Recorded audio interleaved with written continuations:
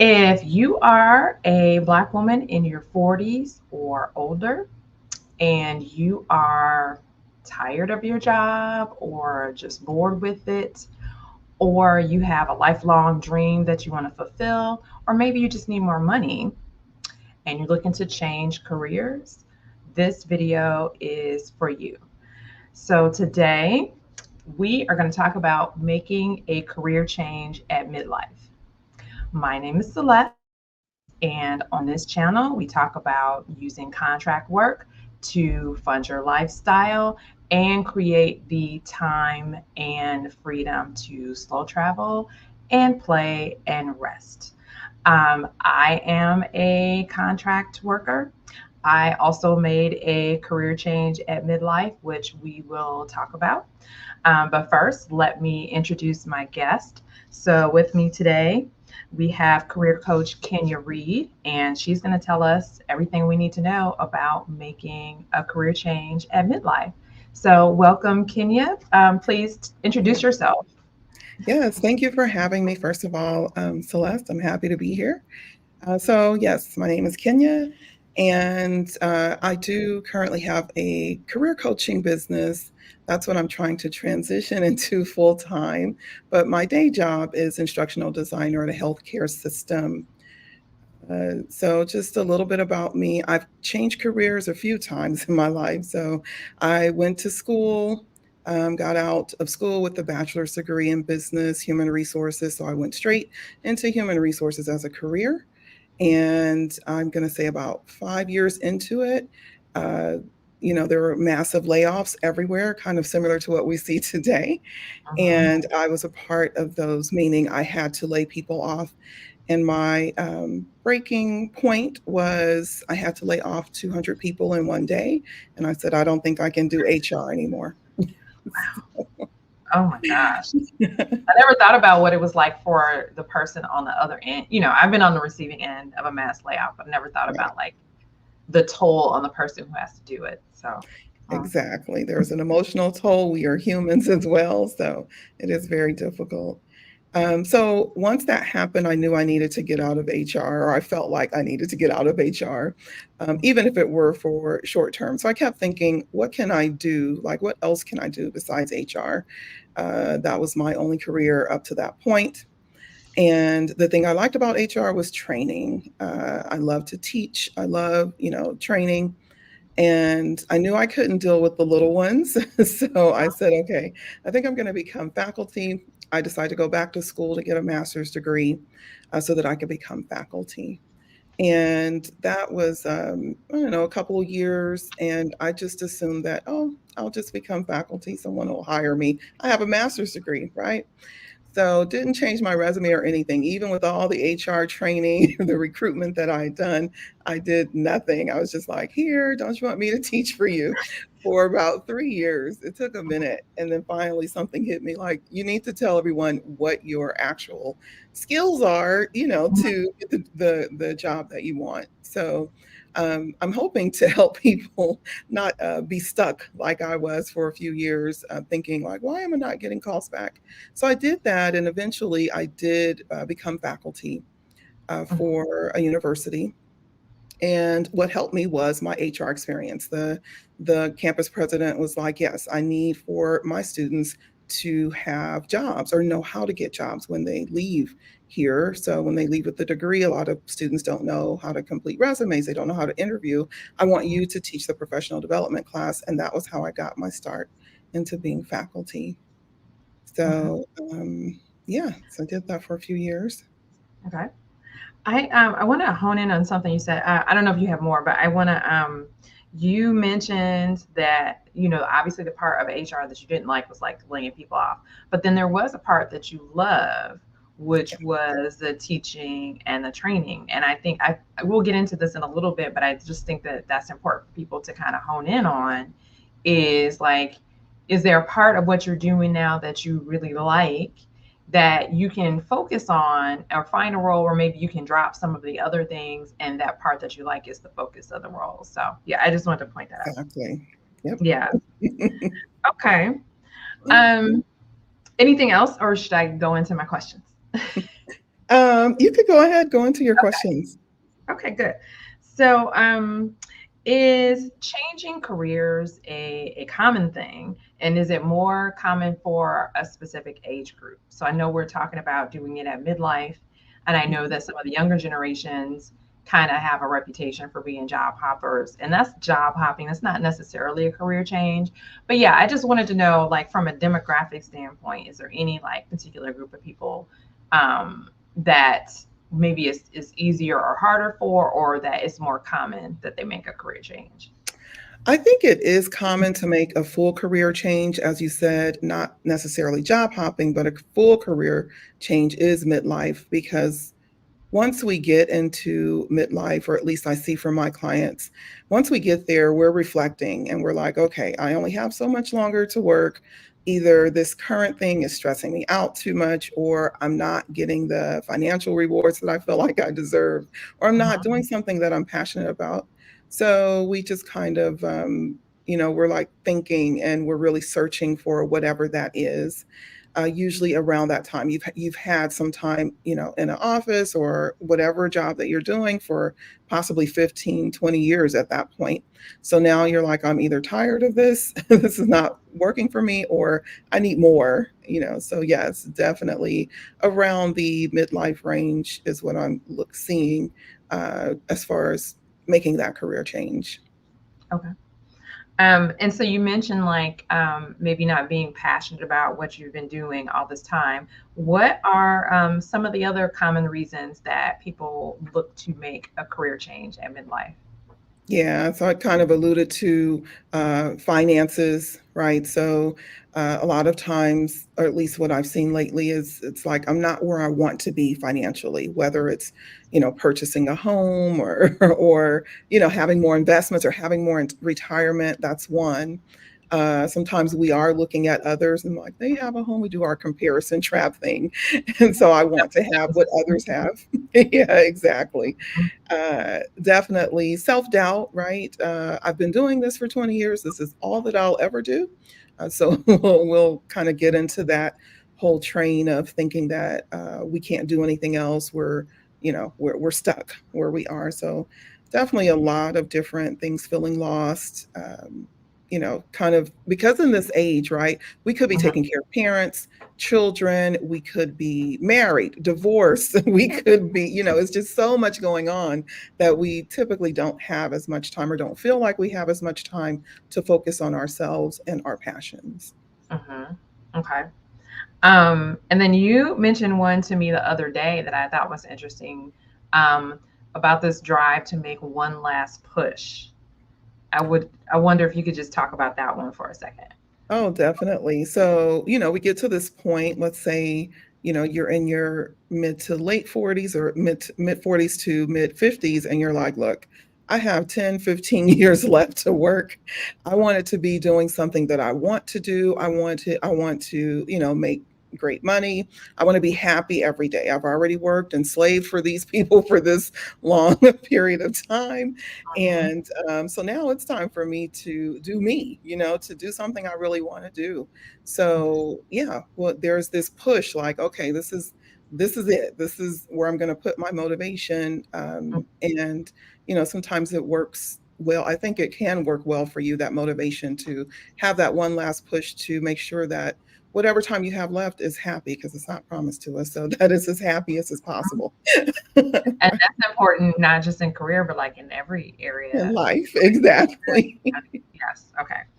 Um, so, what keeps people from taking action and making a career change? I know a lot of times you mentioned like we've been doing something for so long.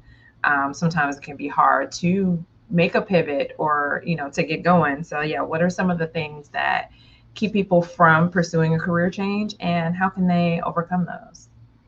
Yeah, definitely complacency. It's like, oh, it's not broke, don't fix it. But obviously it is because you're thinking about it. So we don't think about Mhm. that part. That's so good. But yeah, so we wouldn't, if we were just so happy or so passionate about our career, we wouldn't even think about changing it or anything. We'd just be like, oh, we're good. Mhm. But That, and then, as I said before, self doubt, that negative self talk that we give ourselves, saying that, I can't do it, or I'm too old to do it, or others won't support me, right? Support from others. I know I had a lot of that, in my career. It's like, oh, you have a good job. What are you doing? Why would you switch? There's no need for that. So a lot of just pulling other factors. Usually it's usually beyond ourselves. We do have the negative talk, but a lot of that comes from the lack of support sometimes from Mhm. our tribe. So yeah, And things like they're and our tribe is sometimes they're speaking from their own insecurity. yes, Not even about exactly. you. It's nothing to do with you. Yes, exactly. So fear of failure, mostly that type of Okay. thing. Yep. Um, and then so when it comes to the actual, like the practical aspect of making a career change, what are some of the common barriers, like in the job search process itself, and how can people get around those? So the first one that most of us go through is skill gaps, right? So we're like, don't have to go back to school to do this. And the good thing about, today with our technology, you can almost do anything without having to go back to school. You can go to the University of YouTube on many of these things and you can find ways to figure out what you would like to do. So if it's something like what I went through where I already had that skill, I just needed to hone in on it and recognize that, hey, this is what I like to do, then it's, just as simple as kind of changing your resume. You might want to take a few things, presentation classes, if I were, becoming faculty again. But if it's like a huge, like I think I gave you the example of a colleague that she was an architect. She wanted to become an MD, right? So that's huge. She has to go back to school for that. Mhm. So it just depends on where you are and what that passion is and how far away from your passion you are, right? So big thing is skills gap. And then we've already talked about a few others. You need the support, sometimes financial, sometimes time, your resources, right? You need some time to kind of parlay into what it is that you would like to do. Mhm. So there are a few barriers, but there's all you build a strategy, which is what I like to do, at least in my coaching, and I'm sure you do as well. You build a strategy for how to close those gaps. And for most people, I would say it takes them about a year, maybe to two. It just depends on where they are and what they want to do Okay. to kind of close those skills gaps. And then, really, a lot of it is just that mindset, right? Just knowing that it's something that you can do. It's the same thing I'm going through right now, right? I want to be a full time career coach and not part time. So there's a like, okay, where's my time going? How am I moving the needle to that direction? So we hear that a lot, point your feet to that direction and go that way. Okay. Um, and so you just mentioned the example about the architect wanting to be a doctor. I think it was. Yeah. Um, how do you explain to an interviewer um, like what your why you made a career change or why you're doing this? I can imagine them thinking like, well, you spent 25 years doing X, but now you want me to hire you for Y. Like, Mhm. yeah, just do you have any like language or messaging or strategies for how to address that in an interview situation? Yeah, I would just say be honest, be as honest as possible. So, I've been an architect for 20 years, but, even as a little girl, I, made sure that I was always making sure everyone had band-aids and I always just wanted to help people. I always wanted to make sure, or I always diagnose symptoms. So I always had that passion in me to help others medically with some of their needs. So just being passionate, I mean, sorry, being very honest about why you're making that career change and why that is now going to work for you versus maybe 10 years ago. Possibly you weren't ready 10 years ago. Maybe you have more time to, go into a career that you're interested in. So I think yeah, I think that would work. Okay. Um, so you mentioned that we have all this, YouTube University and all these other ways to kind of help prepare us for a career change. which is great because that's a way you can do it without, like, it's a lower bar and a lower maybe financial investment also. Um, are there ways that people can do a test run of the career they want to change or transition to? Um, yeah, before they kind of fully make the leap.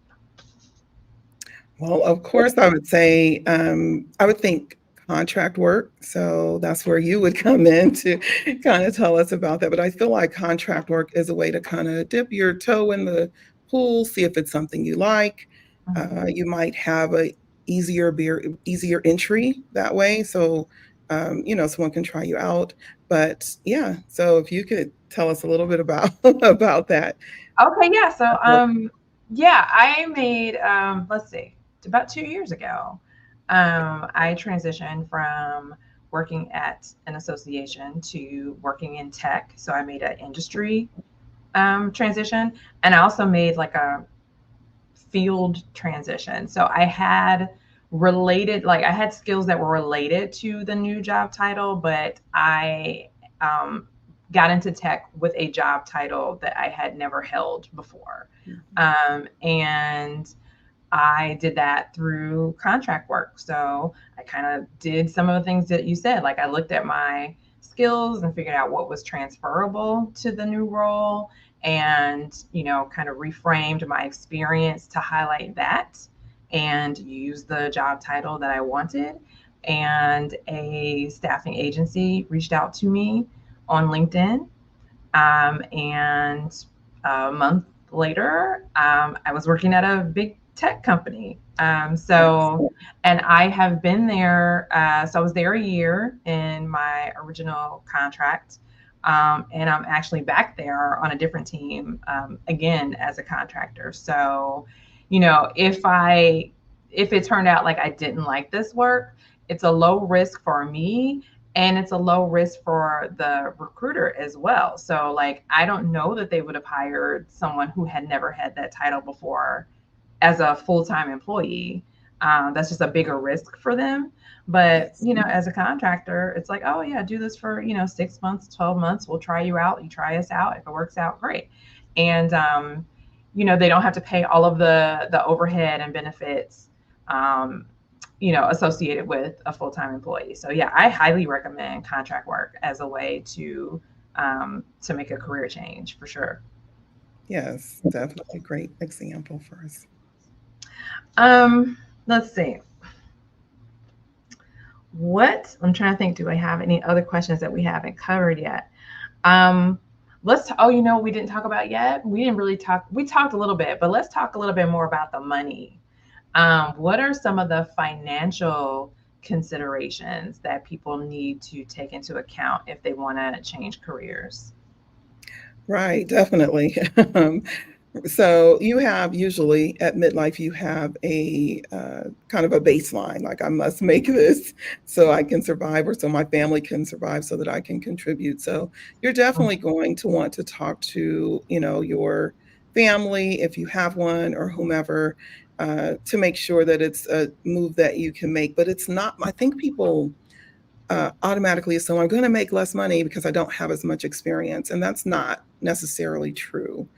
Huh. I think that yes, you can expect to go into sometimes a entry level position, but when you have experience, typically they're not going to put you all the way back down to zero.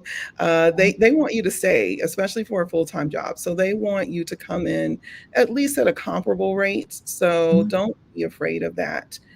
Most times you're able to do that to make that transition. Otherwise, I would say make sure it's something you can do financially. You don't want to be stressed, financially stressed at least, while you're trying to make this transition. And then I would still go back to what you just mentioned, contract work. Typically, the pay is better, but you can expound more on that. Yeah. So, Yeah, I'll just add. So yeah, typically, the the hourly rates of a contractor in aggregate is more than like the base salary of someone doing the same role, like at the same level. And again, it's because they don't have to pay all the overhead and everything. So yeah, I'm not counting like bonuses and benefits and all of that stuff. I'm just saying like your hourly rate times 40 hours a week versus like their salary, broken down to 40 hours a week. You're usually making more as a contractor. So that's true. That's another reason to consider contracting. Yeah. Um, okay, so what else should we know about making a career transition at midlife? Yeah, just kind of like the theme of this discussion is to, try to get that confidence in yourself, that make sure that, you understand that you already have expertise. You've been a worker for years. So if you don't know anything else, you know how to work, you know how to be consistent, you're disciplined enough to come to work every day. And just understand that that holds a lot of weight. The skill part you can get, but being consistent. I mean, I'm sure you hear all the um, articles now that they're like, no, particular generations aren't as consistent as they need to be. But that's really all that you need to do is just and go for your goal. Just look at that goal, go for your goal. Eventually, you're going to get there. Have some patience with yourself and others, and and yeah, and then eventually you're definitely going to make your goal. You're going to meet it. Okay. And get some career coaching if you need it. Get someone Definitely. who can talk to you about how to make a career transition. Yes. And that person is Coach Kenya Reid. I will have the URL for coaching sessions with her in the description. Actually, I think it's already there. And you also need to check out her book. What's your book called, Kenya? It's called Level Up Your Career. And it really is just a big my story, but it also gives you tips on how to make that career transition and some other things that you might deal with when you're working. Okay, Level Up Your Career, available on Amazon. Yes. Again, link is in the description. And yeah, so I just want to thank you for having this discussion today. And hopefully this conversation has given some people some tips, some practical advice that they can use, and some inspiration that it's not too late to go for what they want. Yes. So thank you so much for joining me today. Thanks for having me. All right. All right. So, subscribe to my channel for more information about designing a lifestyle that you enjoy, that gives you time freedom. That could be making a career change through contract work. That could be a number of things, but we talk about it all here on this channel. So, please like this video, please subscribe, and I'll see you next time. Thanks.